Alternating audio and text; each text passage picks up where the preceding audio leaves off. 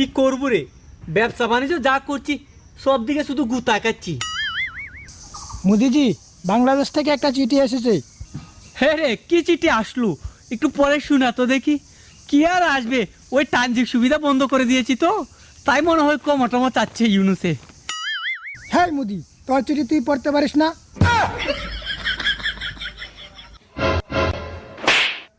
হারাম দাদা, আমি পড়তে পারি না বলে আমার সাথে বেয়াদবি করুস? কিন্তু মোদিজি, এটাই তো চিঠির প্রথম লাইনে লেখা ছিল। হ্যাঁ, কি বলিস? দেখ তো পরের লাইনে কি লেখা আছে। ও, তুই চিঠি পড়বি কিভাবে? তুই তো চায়ের দোকানদার। শুন তাহলে। আরে না, থামে থামে মোদিজি, এটাই তো দ্বিতীয় লাইনে লেখা ছিল। হে হারাম দাদা, কি বলিস? এটাই লেখা ছিল? হ্যাঁ মোদিজি, এটাই ছিল। কি বলুস?